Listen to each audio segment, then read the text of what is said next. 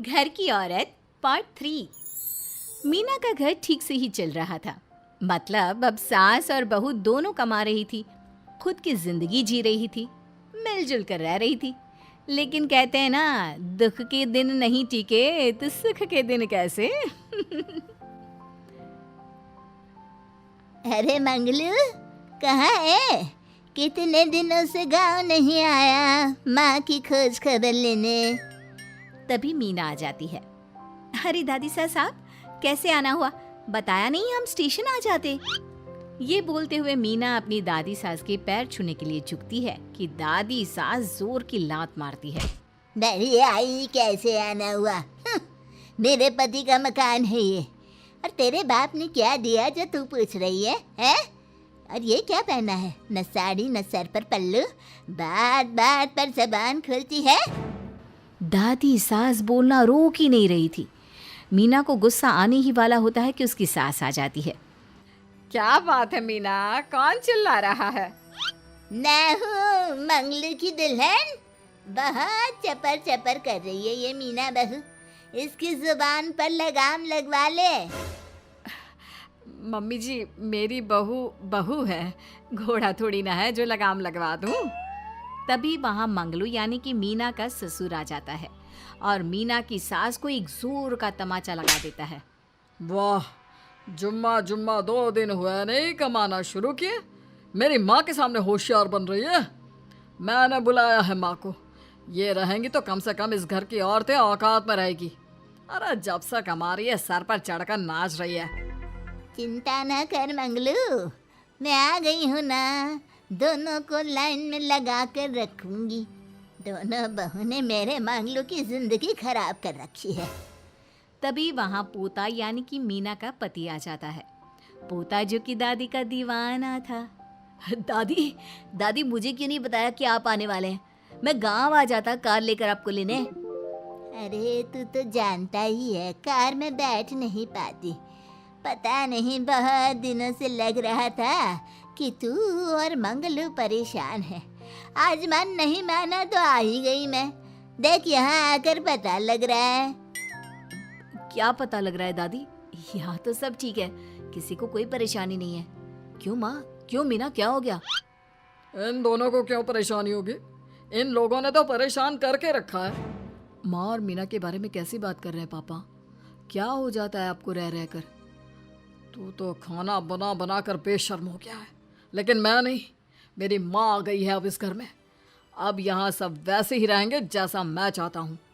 देख मंगलू, तेरी बहू काम करती है तो मुझे कोई लेना देना नहीं है, लेकिन मेरी बहू कोई दर्जी का काम नहीं करेगी, साफ साफ बोल रही हैं। लेकिन दादी साहब, वो तो बहुत अच्छा बुटीक चला रही हैं। बहुत अच्छा चला रही है, लेकिन हम लोगों ने अपने घर की बहू से ना काम नहीं करवाना। अरे इसके बाप को शादी के वक्त ही बोल दिया था। और इसके बाप जिन्होंने दहेज में एक साइकिल दी थी ना, कैसे हाथ जोड़कर कह रहा था, मेरी बेटी आपके घर आ गई, इससे सौभाग्य कुछ नहीं। अब देखो इसकी बेटी, बहू आ जाने के बाद सर पर चढ़ रही है मेरे मंगलू के। मीना जो कि सास की बुराई सुनकर परेशान हो जाती है। दादी सा छोटा मुंह बड़ी बात। लेकिन क्या पिताजी ने आपको बताया नहीं?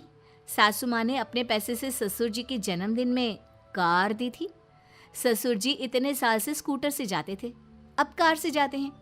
क्यों ससुर जी, बताया नहीं आपने? क्यों रे मंगलू, कार ले ली तूने? मुझे तो तू पैसे भी नहीं भेज रहा। 2 महीने से कैसे कैसे दिन काट रही थी और तू यहाँ कार से घूम रहा है। आप भी सासू माँ को अपने बैंक अकाउंट की डिटेल दे दीजिए दादी सा, वो डाल दिया करेंगी पैसे आपके अकाउंट में। क्यों सासू माँ? मंगलू यानी कि मीना का ससुर, जिसने अपनी माँ को गांव से सिर्फ अपनी बीवी को लगाम लगाने के लिए बुलाया था, ये सब देखकर जोर से चिल्लाता है। मीना बहू, चलो दादी सास आई है, ये नहीं कि खाने पीने का इंतजाम करे। अरे माँ, तू भी किन लोगों की बात में आ रही है? चल मेरे साथ मेरे कमरे में चल। ससुर अपनी माँ को लेकर कमरे में चला जाता है और दोनों बैठकर वैसे ही पंचायत शुरू कर देते हैं जैसे कोई बहू अपनी माँ से सास की बुराई कर रही हो। देख मंगलू, गलती तो तेरी ही है जो तूने घर की जनानियों को काम के लिए बाहर निकाला। दूसरे तेरे पापा को देखा था, कभी मुझसे फालतू बोलते। अरे मरते दम तक तेरा बाप मेरी मुट्ठी में रहा है, यही सिखाया था मैंने तुझे। क्या बोलूं माँ, जब से ये मीना बहू घर आई है ना, इसने घर का सारा इतिहास भूगोल बदल कर रख दिया है। उस तितली से तो मैं बाद में निपटूंगी, पहले तेरी वाली को तो ठीक कर दूं।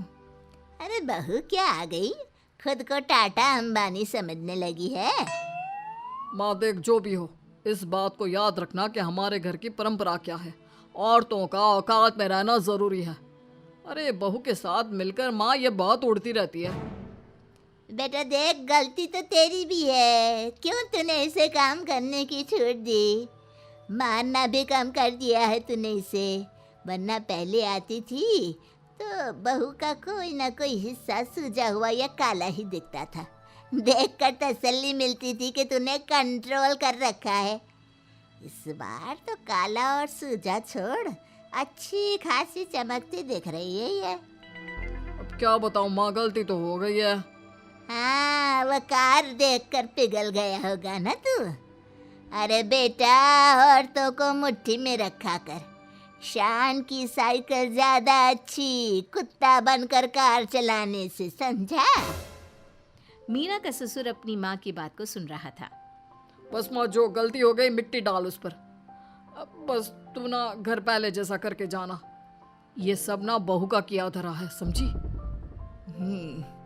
मतलब बहू को ठीक करना है तो बहू की बहू को लगाम लगाना होगा, ठीक है। दोनों माँ बेटा बातें करके सो जाते हैं। सोने के बाद अगली सुबह मंगलू की बीवी यानी कि मीना की सास, माँ जी उठिए, ये लीजिए गर्म पानी और ये दादुन। चलिए तो याद रहा तुझे, वरना मैंने तो सोचा था कि बहू के चक्कर में पागल ही हो गई होगी बिल्कुल। अरे बहू के चक्कर में पागल होने का क्या मतलब होता है माँ जी। उसने मुझे मेरे पैरों पर खड़ा होना सिखाया है। मैं तो कहती हूँ उसके जैसी मेरी बेटी होती ना तो शायद मैं बहुत पहले जीवन का मतलब समझ चुकी होती।